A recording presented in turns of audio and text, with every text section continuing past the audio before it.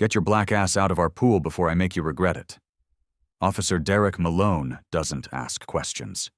He yanks Jamal Thompson out of the water by his arm, hard enough to leave bruises.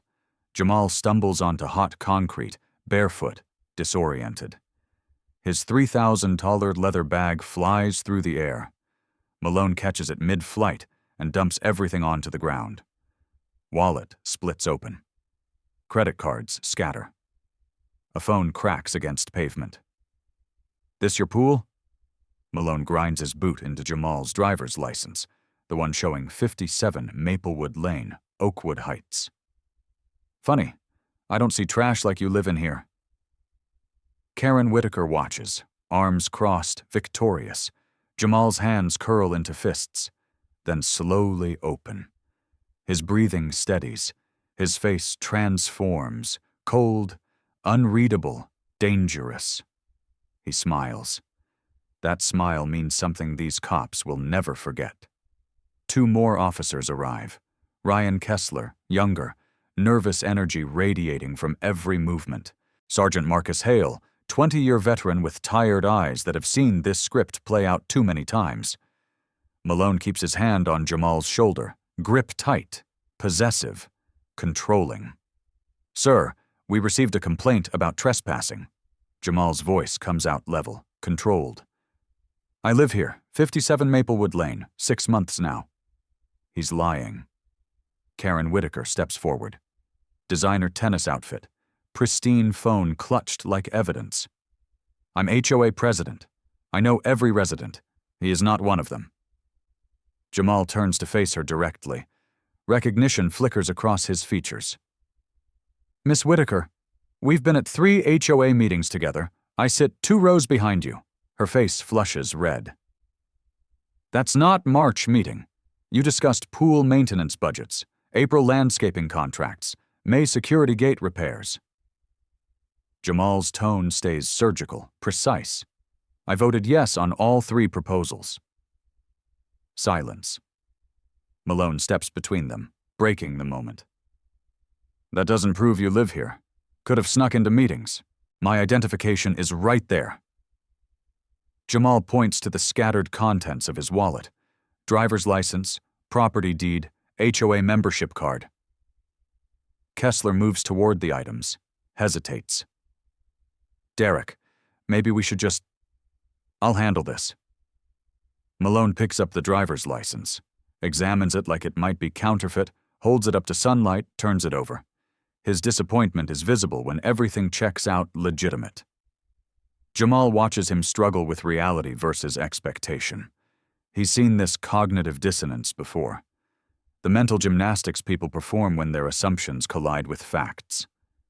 Address matches, Kessler says quietly. Everything's valid. Malone's jaw tightens. Fake IDs exist. He could have stolen someone's identity. These people are sophisticated. These people Jamal's training kicks in. FBI tactics for de-escalation, emotional regulation, tactical patience. He catalogs every detail. Malone's badge number 4712. The slight tremor in Kessler's hands. Hale's expression that screams, I'm too old for this shit. But Jamal also catalogs something else. The pattern. The same pattern he's been documenting for 8 months. The same pattern that brought him to Oakwood Heights undercover in the first place. Malone's textbook. Predictable. Exactly the kind of officer Jamal was sent to find. Call property management. Jamal suggests they'll confirm my residency in 30 seconds. Don't tell me how to do my job. Malone steps closer. Classic intimidation tactic, invading personal space. Jamal doesn't step back. Behind them, a woman pulls out her phone, starts filming. Jamal makes brief eye contact with her. A silent message passes between them. Keep recording. This matters. Malone makes a decision that crosses every line he's sworn to protect. Turn around. Hands behind your back. Malone unslings handcuffs from his belt. The metal glints in sunlight. Kessler's eyes widen. Derek, he's cooperating. He showed valid ID, hands behind your back. Jamal's mind races. He could end this instantly. Flash the federal badge hidden in his wallet. Watch them scatter like roaches when lights turn on. But if he reveals now, he loses everything. 8 months of evidence. 8 months of documented patterns. 8 months of building a case that could dismantle systematic corruption. They're handing him the perfect test case. He decides, let them hang themselves. Jamal turns slowly, places his hands behind his back. The cuffs click shut. Too tight, deliberately painful. He doesn't flinch. Am I under arrest? What's the charge? Trespassing. Disorderly conduct. I've provided valid identification. I've complied fully. What conduct has been disorderly? Malone leans close, breath hot. You can explain it to the judge. The woman filming moves closer. Malone spins on her. Put that phone away or you're next. She doesn't lower it. This is public property. I have every right. Final warning. Hale finally speaks, voice weary. Derek. His ID checks out. We should write him up for resisting. Malone interrupts. He didn't resist. Kessler protests. Write him up. They parade Jamal past the pool, past his neighbors, past the landscaper who installed his garden last month, past people who know exactly who he is. No one speaks up. At the patrol car, Malone grabs Jamal's head, shoves him into the back seat. Not the gentle academy technique, but an aggressive, punitive push designed to humiliate. Jamal's head hits the doorframe. Pain explodes. He still doesn't fight back. Inside, vinyl seats stick to wet skin. Handcuffs cut circulation. The humiliation is designed to break him, make him angry, give them justification. But Jamal Thompson doesn't break. He catalogs excessive force, false arrest, deprivation of rights under color of law, federal crimes, Title 18, USC Section 242. Malone slides into the driver's seat, smirking at the rear-view mirror. Should have been respectful. Jamal speaks calmly. Officer Malone, badge 4712 for your body camera. I have not resisted. I have complied fully. This arrest is without probable cause. I want that very clear for the record. Malone's smirk dies. The engine starts. Jamal watches his neighborhood disappear. A countdown begins that will destroy everything Malone knows. Greenfield County Police Station booking area fluorescent lights hum overhead. The desk sergeant's area reeks of stale coffee and institutional resignation. Jamal stands barefoot in wet swim trunks, hands still cuffed, while Malone parades him through the station like a trophy. Officers look up from paperwork. Some stare, others smirk, and caught him trespassing at Oakwood Heights. Malone announces to no one in particular, playing the race card, saying he lives there. Jamal's jaw tightens. He says nothing.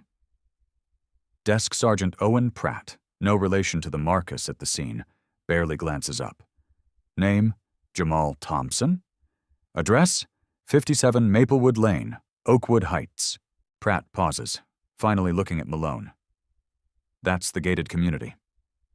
Yep. HOA president confirms she'd never seen him. Did his ID check out?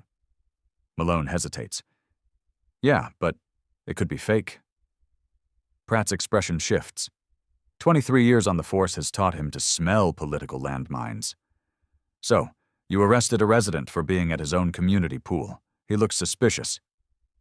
Suspicious. How? Silence. Pratt's size uncuffs Jamal. Circulation returns painfully to his wrists. Red marks already forming into bruises. One phone call. They lead Jamal to an ancient payphone bolted to the wall. Malone hovers 10 feet away, watching, listening. Jamal dials from memory. Not his lawyer, not his wife, his direct superior. Assistant Special Agent in charge, Alicia Ramirez. 3 rings. Ramirez. Jamal's voice drops, measured and coded. ASX, it's Agent Thompson. I'm at Greenfield County Precinct. Booked under false arrest. Malone initiated. 2 seconds of silence that feel eternal then. Are you compromised? Negative. Cover intact. But the operation just accelerated. Do they know? Not yet. Keep it that way until I arrive. Document everything. Her voice softens slightly. Jamal, are you okay? It's the first time anyone has asked. Jamal exhales slowly. I will be when this is finished. 30 minutes. Don't reveal until I'm physically present. Understood. He hangs up. Malone smirks. Lawyer, something like that. Holding cell. 10 minutes later, Jamal sits on a cold metal bench. 4 other men occupy the space. 1 drunk and snoring. 2 sleeping off whatever landed them here. 1 watching Jamal with recognition. Hey, man, the 4th guy whispers. I seen you.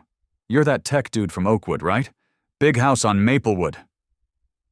Jamal nods once. Damn, they really arrested you for what? Swimming while black. The man laughs bitterly. Same different day. You got a good lawyer? Better. Jamal's smile is faint. Dangerous. He leans back against concrete wall, closes his eyes, not resting, strategizing. The plan was always to gather evidence systematically, coordinate with Civil Rights Division, take down the network through proper channels. Now they've forced his hand, accelerated the timeline. He thinks about his daughter Maya, 12 years old, asking why Daddy has to pretend to be someone else for work. His answer, so people like you don't have to. He thinks about every person who can't flash a federal badge, every citizen who experiences this nightmare without recourse, his neighbors, his community, the vulnerable. This is why he does this work. Not for himself, for them. Jamal opens his eyes, checks the wall clock. 23 minutes since his call. 23 minutes until everyone in this precinct learns the man they humiliated has been hunting them for 8 months. And when the truth drops, careers will explode like grenades. Interrogation room. 15 minutes later, Malone enters alone. Protocol violation should have a partner present. He slaps a folder on the metal table, sits across from Jamal with the confidence of a man who's never faced real consequences. Let's talk about how you really got into Oakwood Heights. Jamal, now wearing an issued orange jumpsuit, stays silent. See, I've been doing this 12 years. I know when someone's running a con. Malone leans back, chair creaking. Identity theft, fraud. What's your angle?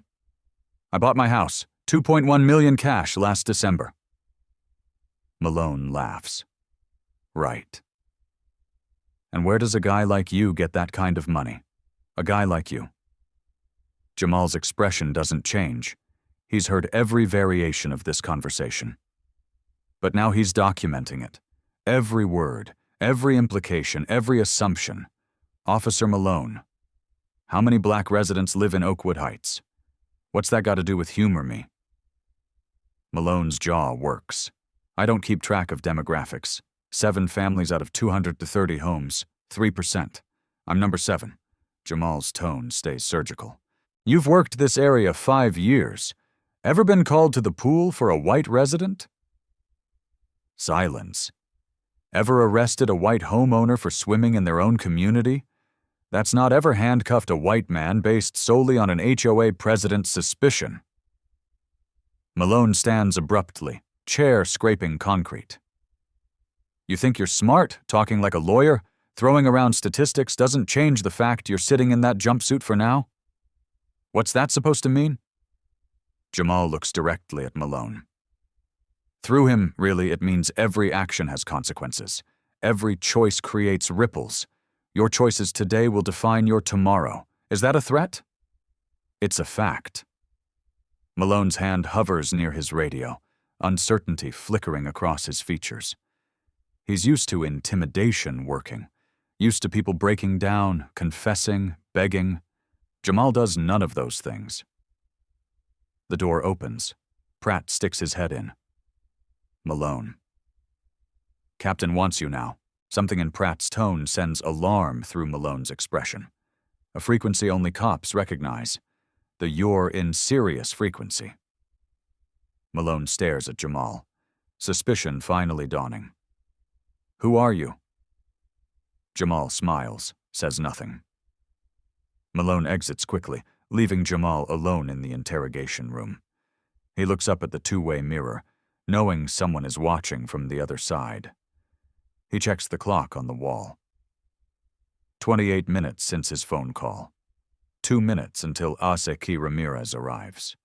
2 minutes until this entire station learns that the man they arrested, humiliated, and paraded through their building isn't a random black man at the wrong pool. He's the federal agent who's been investigating them for 8 months, and they just gave him everything he needed. Jamal allows himself a small, cold smile. Checkmate. The captain's urgent summons means someone made a very important phone call. Captain's office behind closed doors. Captain Robert Klein stares at his computer screen like it's a live grenade. Malone enters Kessler behind him. Close the door, Klein says quietly. Malone does. Cap.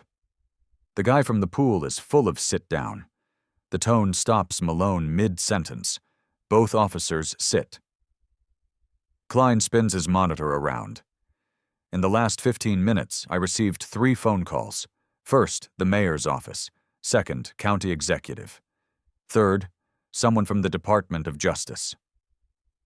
Kessler's face drains of color. All 3 calls about Jamal Thompson.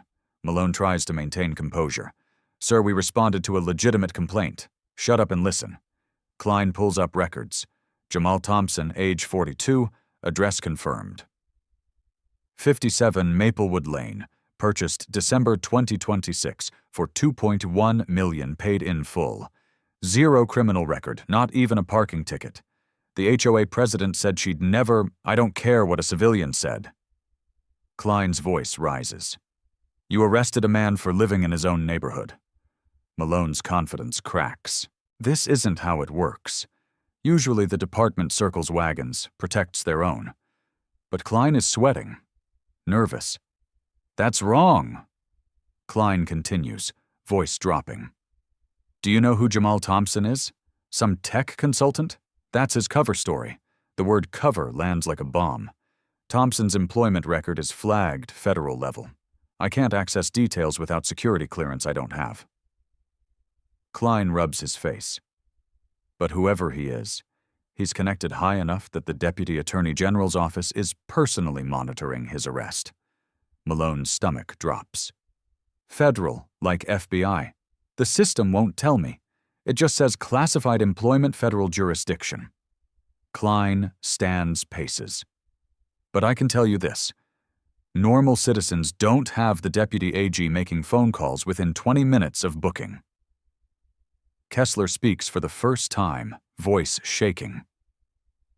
Derek, I told you something felt off. Not now. Malone snaps. Klein points at Malone. You will write a detailed report of every action you took, every word you said. Document the HOA president's exact statements, and pray that whatever federal scrutiny lands on this department doesn't end both your careers. A knock. Pratt cracks the door open. Captain, federal agent here, ASA Alicia Ramirez, FBI. She's asking for Jamal Thompson. The office goes silent. She brought attorneys and someone from Civil Rights Division. Klein's voice comes out hollow. Show her to holding. Malone's hands start trembling. 30 FT away, Jamal hears footsteps approaching that change everything. Holding cell area ASAC. Alicia Ramirez strides through the precinct like she owns it. Black woman 50 years old, FBI credentials hanging from her neck, power suit immaculate. Behind her, 2 agents in tactical gear, 2 attorneys carrying briefcases, and a supervisor from the Civil Rights Division. Every cop in the room straightens involuntarily. She walks directly to Jamal's cell. Pratt fumbles with keys, hands shaking, unlocks it. Jamal stands. Asak Ramirez, Agent Thompson. She assesses him. Orange jumpsuit, bare feet, red marks on his wrists. Her expression hardens to stone. Status cover intact until now. Malone initiated. Whitaker instigated. Ramirez nods once, then turns to Pratt. Where are the arresting officers? Captain's office. Ma'am, get them now. I also need surveillance footage from the community pool, body camera footage from both arresting officers, all booking documentation and the incident report. You have 10 minutes. Pratt practically runs. One of Ramirez's agents hands Jamal a bag, his clothes, shoes, wallet. Jamal changes quickly while Ramirez's team sets up in the booking area like they're claiming territory. Captain's office. The door opens. Klein looks like he's aged 10 years. They want you downstairs. Malone's hands tremble as he stands. Kessler follows, looking like he might vomit. They descend the stairs in silence, enter the booking area, and freeze. Jamal stands next to Asac Ramirez, no longer in jumpsuit. Crisp dark slacks, button-down shirt, leather shoes, federal credentials now visible around his neck. Malone stops breathing. Jamal pulls his badge case from his pocket, opens it slowly, deliberately. The gold shield catches fluorescent light. Federal Bureau of Investigation. Special Agent Jamal Thompson, Public Corruption Unit. Kessler's knees buckle. He grabs the wall for support. Jamal's voice, still calm, but now carrying federal authority, fills the space. Officer Derek Malone, badge 4712. Officer Ryan Kessler, badge 5N0284. I am Special Agent Jamal Thompson, FBI. For the past 8 months, I have conducted an undercover investigation into civil rights violations, abuse of authority, and systemic misconduct within the Greenfield County Police Department. Malone tries to speak. Nothing comes out. This afternoon's incident, my unlawful arrest, use of excessive force, and detention without probable cause, has been documented and will be included in my official report to the Department of Justice Civil Rights Division. Ramirez steps forward. Gentlemen, you're not under arrest yet, but as of this moment, you are subjects of a federal investigation.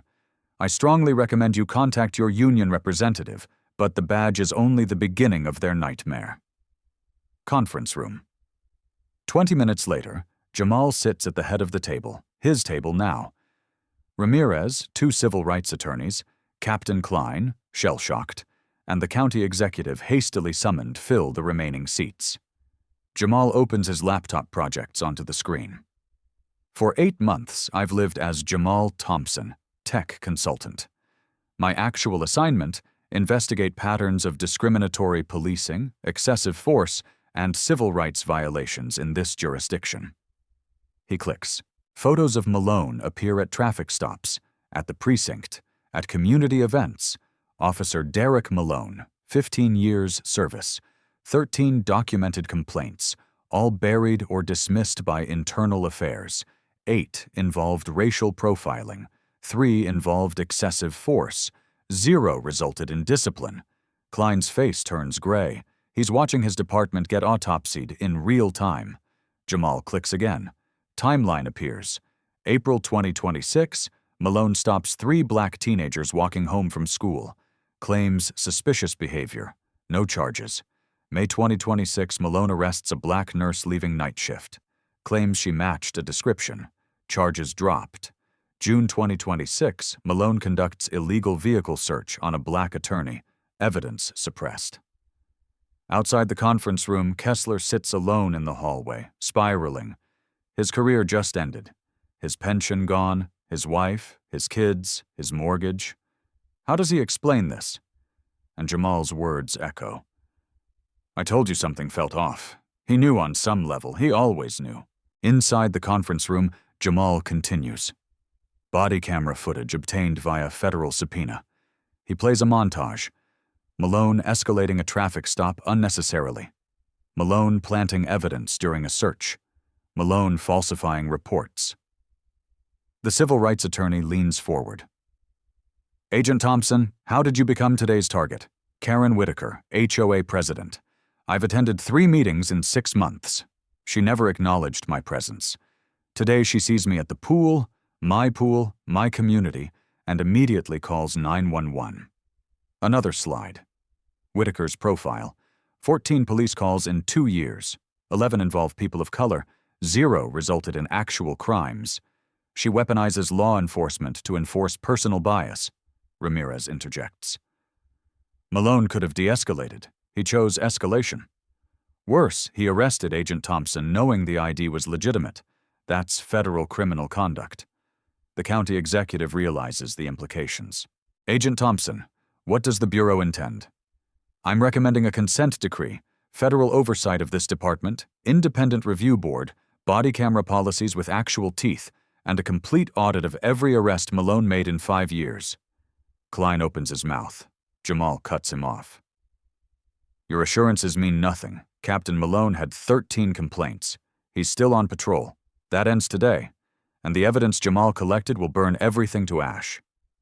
What would you do in Jamal's position? Reveal early or wait for the perfect moment. Comment below and subscribe for the epic ending. Ramirez stands gathering files.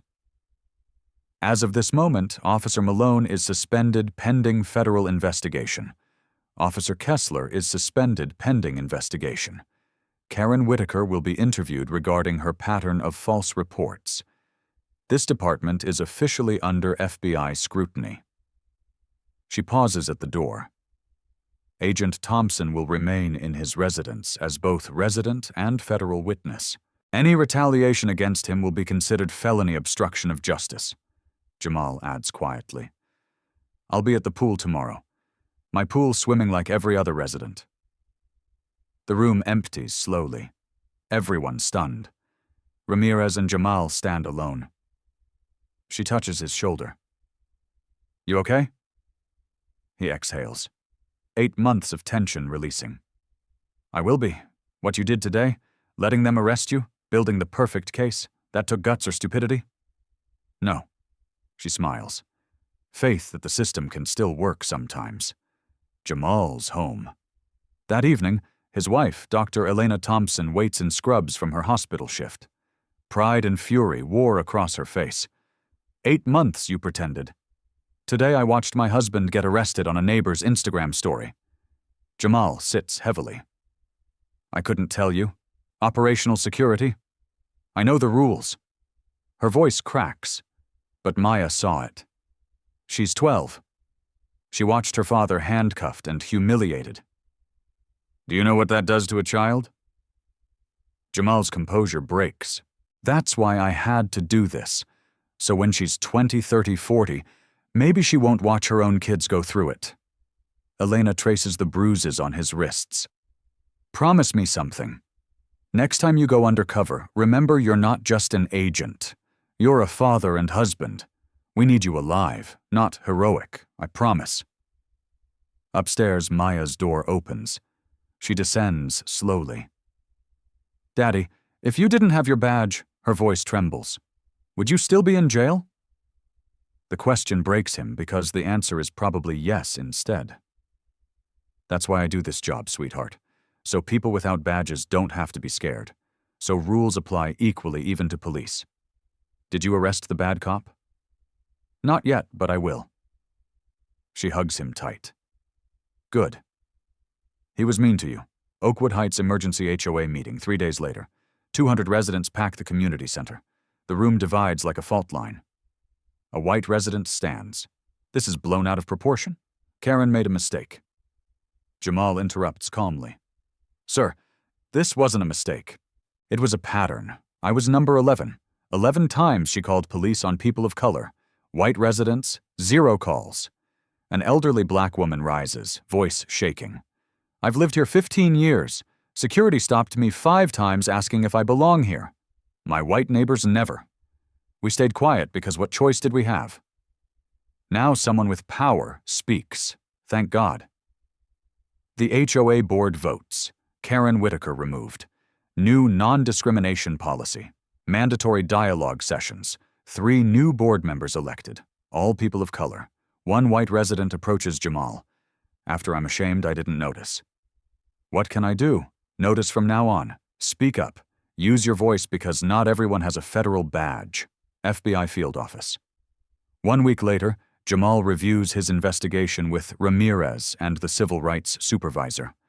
Malone is the crown jewel, Jamal explains.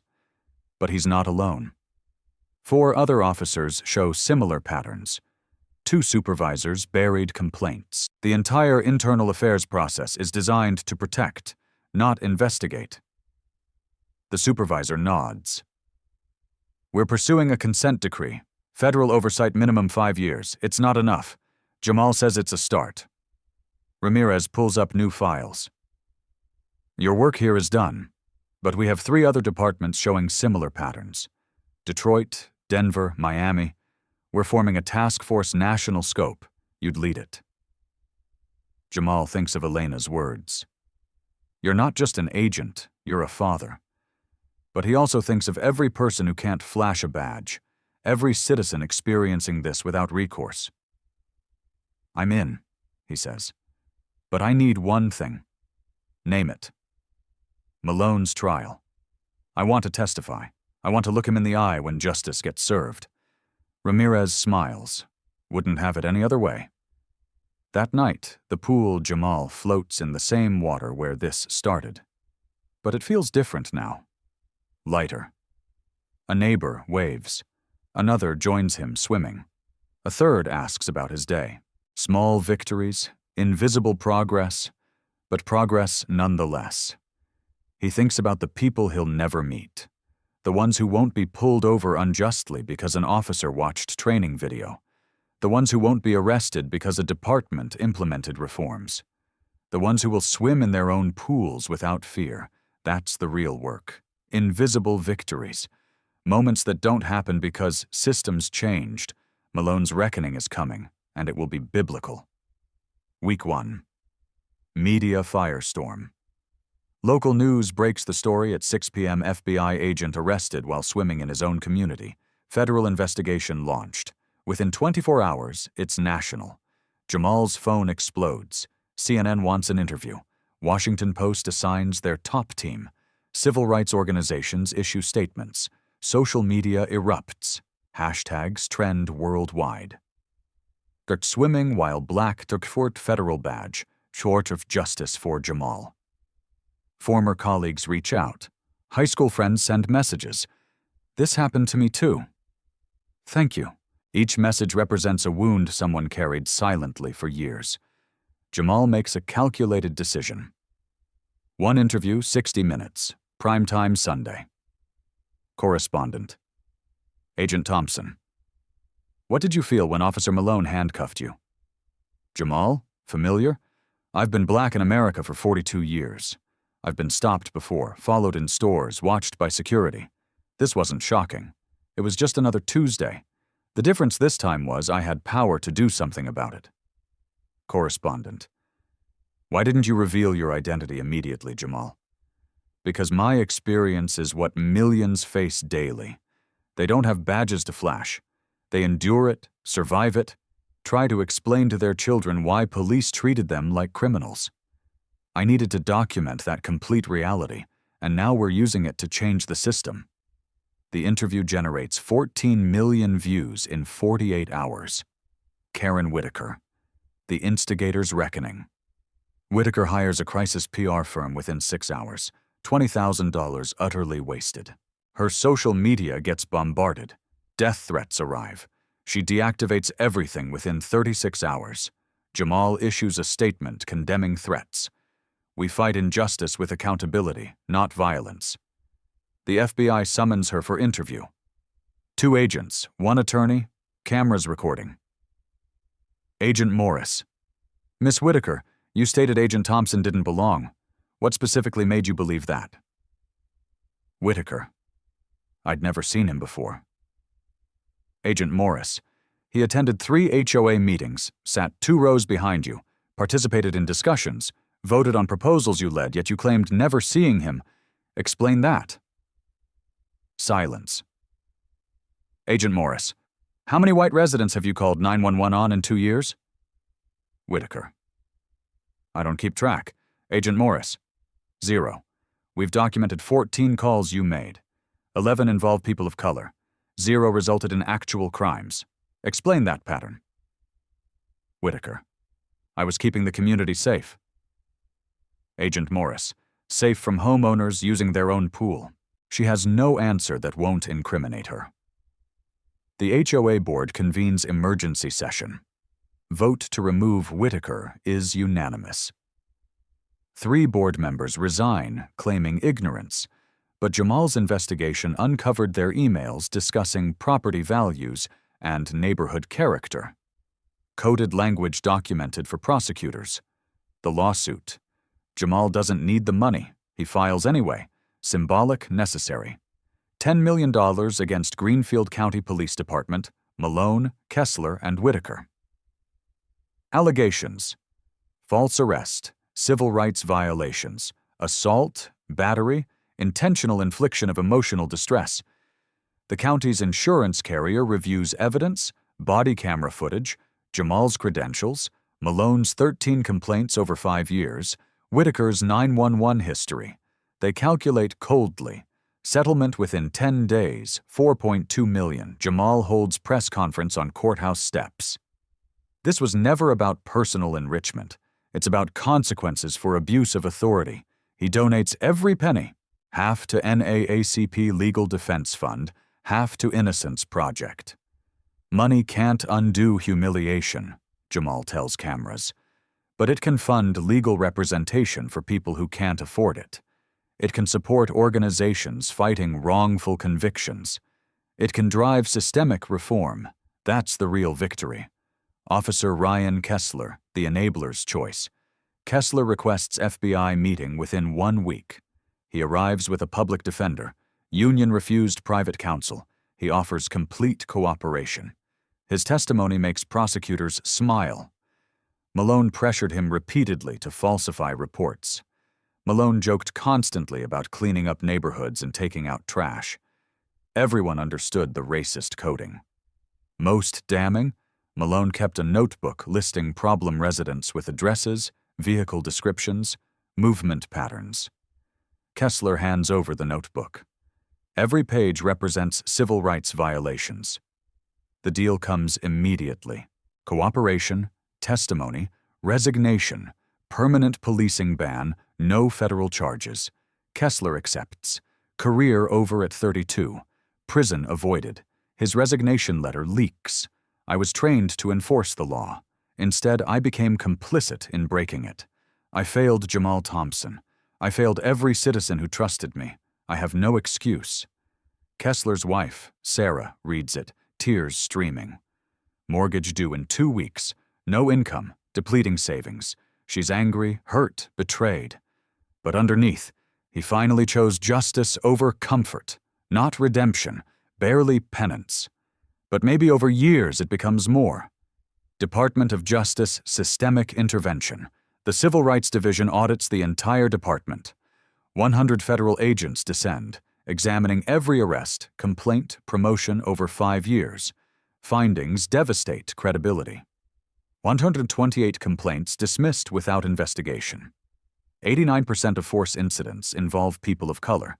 Community is 40% POC. 0 officers disciplined for bias complaints in 8 years. Body camera footage missing in 34 critical incidents. Promotions favored arrest numbers regardless of complaints. The DOJ announces consent decree. Federal oversight for minimum 5 years. Requirements transform everything. Independent Civilian Review Board with subpoena power will oversee complaints. Officers must complete quarterly bias training with testing. Complaint process gets overhauled with external oversight. Body cameras must stay on during all interactions. Tampering means suspension. Community policing initiatives tracked monthly. Department must meet diversity hiring mandates. Early intervention system will flag officers with misconduct patterns.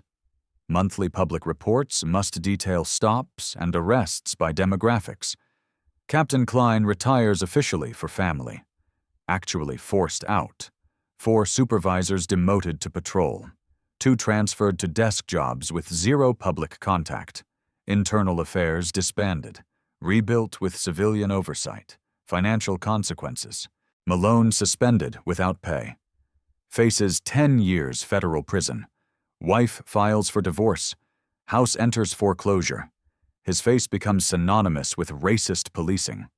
Whitaker pays $50,000 personally. Ostracized from community. Moves to Arizona within 3 months. Reputation destroyed. Unemployable. Greenfield County PD pays $4.2 million settlement, $800,000 compliance costs, $1.2 million retraining. Insurance premiums skyrocket 300%. Recruiting plummets 70%. Jamal promoted to supervisory special agent. Leads national task force on policing reform. Speaking fees generate $400,000 annually, all donated to civil rights organizations. National dialogue. Jamal testifies before Senate Judiciary Committee. C-SPAN broadcasts live. Senator Williams, Agent Thompson, explain your decision to allow arrest instead of immediately revealing identity. Jamal, Senator, millions experience what I did, except they don't have badges offering salvation. They endure it, survive it, pray it doesn't escalate. I chose to bear complete witness. Now we're transforming that documentation into change. Senator Davis, does Malone represent law enforcement generally? Jamal? No. Most officers serve honorably. My father wore a badge 30 years, full honors, 0 complaints. But systems protecting bad officers by burying complaints and promoting based solely on arrests. Those systems enable the Malones. When good officers stay silent about bad officers, they become complicit. We need accountability, not hatred of police. That's basic professionalism. The testimony generates 12 million views, becomes required viewing in police academies across 38 states. Personal cost. Jamal pays invisible prices. Maya develops acute anxiety around police, sees a cruiser, her breathing accelerates. 6 months of twice-weekly therapy before she can see a uniform without panic. Elena carries 8 months of operational lies, necessary but distancing. Trust rebuilds slowly through couples therapy and painful conversations about deception and duty and the cost of justice. Their marriage survives, emerges stronger maybe, but scarred in ways that never fully heal. One quiet night, 3 months after the arrest, Maya asks, "Daddy, was it worth it?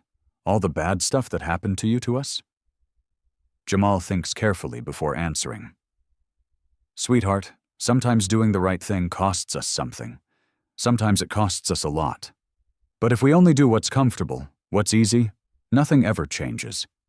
People keep getting hurt unnecessarily over and over in the same ways. The question isn't whether fighting for justice is comfortable. The question is whether it's necessary. So it was worth it. Ask me in 20 years, when you have children of your own, and they can swim in any pool they want, walk any street they choose, exist in any space without anyone questioning whether they belong there based on skin color. Then I'll know definitively if the price we paid was worth it."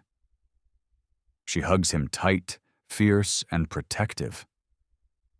"I think it already is, Daddy. I really think it already is. But settlements are just paper. Malone's criminal trial will deliver the real reckoning." Federal Courthouse. 6 months later, Officer Derek Malone sits at the defense table. Suit ill-fitting, face gaunt. 6 months of legal hell have aged him a decade. His attorney, public defender, union refused funding. Whispers last-minute strategy. The gallery packs beyond capacity. Jamal sits 3rd row. Federal credentials visible. Media fills overflow rooms. Federal Judge Lorraine Fisher presides. Black woman, 68, legendary for no-nonsense courtroom. She reviews the charges. Derek Malone, you are charged with deprivation of rights under color of law. Title 18, USC Section 242, specifically false arrest, excessive force, violation of 4th and 14th Amendment protections. How do you plead? Malone's attorney stands not guilty, Your Honor. The trial lasts 3 days. The evidence is overwhelming. Day 1, prosecution's case. Body camera footage plays on monitors. The gallery watches Malone yank Jamal from water, dump his belongings, grind his boot into Jamal's driver's license, shove him into the patrol car. The audio is damning. Malone on video. Should have just been respectful. Jamal on video. Officer Malone, badge 4012. I have not resisted. This arrest is without probable cause. The jury, 7 white, 3 black, 2 Latino, watches in silence. FBI agent testifies. Subject Malone demonstrated clear discriminatory enforcement pattern. Of 89 arrests over 3 years, 71 involved people of color. District demographics show 40% POC, expert witness from Georgetown. This statistical disparity cannot be explained by chance. It represents systematic racial targeting. Day 2. Character witnesses. Prosecution calls 5 previous victims. Each tells similar stories. Stopped without cause. Treated aggressively. Charges dropped. A Latina nurse, 60 years old, breaks down testifying. He told me I looked like a drug dealer. I was wearing scrubs with my hospital ID visible. I just finished 12 hours in the ICU saving lives. He made me sit on the curb 90 minutes while he searched my car. Found nothing. Never apologized. Her voice cracks. The jury leans forward. Jamal testifies. Calm, factual, devastating. Prosecutor. Agent Thompson. Did Officer Malone have probable cause? Jamal. No. Prosecutor. Did you resist? Jamal. No. Prosecutor. What motivated Malone's actions? Jamal. Bias, unchecked authority, and the belief reinforced by years of departmental protection that he'd face no consequences. Defense tries rattling Jamal on cross-examination, suggests he was playing victim by not immediately identifying as federal agent. Jamal's response devastates. I was documenting what millions without federal credentials experience daily. If the only way to avoid unlawful arrest is FBI authority, we don't have equal justice. We have a 2-tiered system based on power. The jury nods. Day 3. Defenses collapse. Malone takes the stand against his attorney's advice. He thinks he can charm the jury. He can't. Prosecutor. Officer Malone. When you saw Agent Thompson at the pool, what was your first thought? Malone. That he looked suspicious. Prosecutor.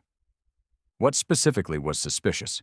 His designer swim trunks? His monogram towel? Malone. He just didn't look like he belonged there. Prosecutor. Because he's black. Malone. No, it wasn't about race. A prosecutor. Then what? He had valid ID proving residency. He was using a pool he pays to maintain. He was in his own neighborhood. So what specifically made you decide he didn't belong? The trap closes. Malone. I don't know. It's the only honest thing he says all day. It condemns him completely. Verdict. 3 hours later. Jury returns. 4-person stands. 4. On the charge of deprivation of rights under color of law. We find the defendant guilty. Malone crumples forward.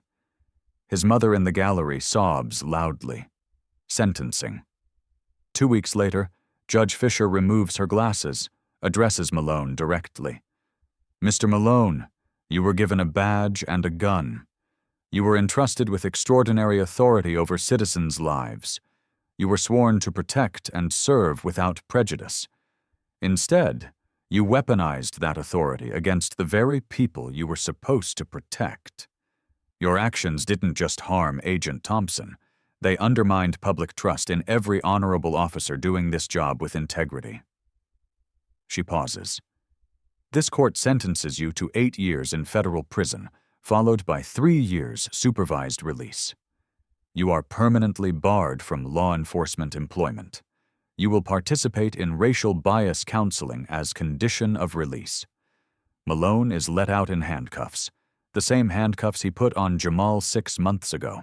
Outside, reporters swarm Jamal. He makes a brief statement. Today, justice was served. But one conviction doesn't fix a broken system. The real work, reforming departments, changing culture, holding leadership accountable, that work continues. This verdict is one step. We need 10,000 more. Malone's conviction sends shockwaves through law enforcement nationwide, sparking changes nobody saw coming. National ripple effects. 1 year later, Malone's conviction becomes case law, cited in 48 subsequent federal civil rights cases. The precedent is clear. Officers cannot claim "I thought they looked suspicious" as justification for rights violations. Police academies nationwide. The FBI develops training module, the Thompson case, when bias becomes federal crime. Mandatory viewing at academies in 38 states. The module includes body camera footage, testimony excerpts, psychological breakdown of implicit bias. A recruit in Florida watches, turns to his instructor. "So, we can't just trust our gut." Instructor's response is sharp. "Your gut is trained by your experiences, your culture, your biases." Malone saw Thompson and assumed criminality because he associated black men with threat. That's not instinct. That's prejudice. Learn the difference or find another profession. The message lands hard. Legislative Movement Congress passes the Law Enforcement Accountability Act of 2028. Bipartisan, shocking everyone. Key provisions: a national database tracking officers with sustained complaints. Previously fired officers simply moved to other departments. Now complaint histories follow them nationwide. Federal funding ties to training compliance. Whistleblower protections strengthen for officers reporting misconduct. Independent investigation becomes mandatory for in-custody deaths. It's imperfect. Advocates wanted more. Police unions fought every clause, but it's measurable progress. Jamal's new role promoted to Assistant Special Agent in Charge, FBI Civil Rights Division. Jamal leads 45 agents investigating systemic law enforcement misconduct nationwide. His mandate: find the patterns, stop them before they become tragedies. In 18 months, his unit investigates 23 departments, secures 9 consent decrees, trains 12,000 officers, and prevents impossible to quantify, but they believe countless similar injustices. Community impact, Oakwood Heights. The community transforms. New HOA board partners with local NAACP for quarterly dialogues. They create inclusive community initiative. Mentorship programs pairing longtime residents with new families of color. Property values increase 15%. Positive press as reformed, inclusive community attracts buyers. Rita Shepard, new HOA president, launches Know Your Neighbor programs. Residents share meals, stories, cultures, small steps, real change. Jamal still swims at the pool every Sunday. Now neighbors wave. Some apologize for previous silence. Some swim alongside him. His daughter Maya brings friends, diverse kids who see the pool as just a pool, not a battleground. Officer Ryan Kessler, redemption attempt. Kessler can never be a cop again. He volunteers at youth center in underserved neighborhood, teaching teenagers their rights during police encounters. "Why should we trust you?" one 16-year-old asks. "You were part of the problem." Kessler doesn't flinch. "You shouldn't trust me, but maybe learn from my mistakes. I stayed silent when I should have spoken. I followed orders I knew were wrong. I chose comfort over courage. Don't be me, be better than me. It's not redemption, it's penance. Maybe over years it becomes atonement." Media landscape. The story spawns a documentary, 2 books, countless think pieces. Some critics claim Jamal played the victim card. Others canonize him as hero. Jamal rejects both narratives. "I'm just a federal agent who did his job." The real heroes are people who face this discrimination daily without badges to protect them, without media coverage, without settlements. They're the ones we're fighting for. That's heroism. But systemic change is generational work. Jamal knows one victory doesn't erase centuries. 18 months after the arrest, Sunday afternoon, Jamal Thompson sits at his pool. The same pool where everything changed. But the water feels different now. Lighter somehow. His wife Elena reads beside him. medical journal in lap, occasionally glancing up to watch their daughter. Maya splashes in the shallow end with 3 friends, a rainbow coalition of kids who don't see color. Just friendship, just summer, just being 12 years old. Jamal closes his eyes, lets the sun warm his face. He thinks about Derek Malone sitting in federal prison cell number 42 in Coleman Correctional. 8 years. Jamal feels no triumph in that, just a quiet, necessary justice. He wonders if Malone has reflected, learned, changed. Probably not. Some people never do. He thinks about Karen Whitaker, who moved to Arizona and, according to social media, hasn't learned anything either. Some battles you win, some people you can't save from themselves. He thinks about Ryan Kessler, who sent a letter last month. 3 pages, handwritten, apologizing again. Jamal still hasn't responded. He's not ready. Maybe someday he will be. Maybe not. Some wounds take longer to process than others, but mostly Jamal thinks about the people he'll never meet.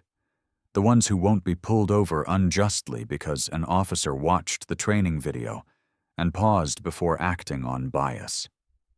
The ones who won't be arrested because a department implemented real reforms with teeth.